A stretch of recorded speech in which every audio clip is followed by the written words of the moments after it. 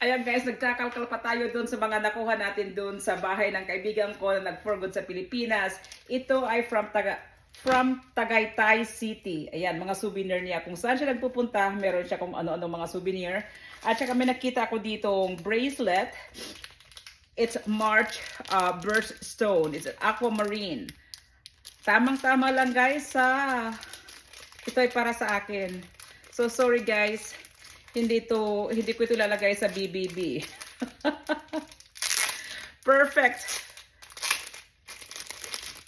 Ang aking birthstone ay aquamarine. As you can see, I love my blue. So ayan, ito ang aking treasure.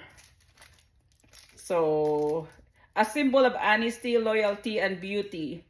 The aquamarine is supposed to offer protection from evil and is also said to bring love and affection back into a failing relationship.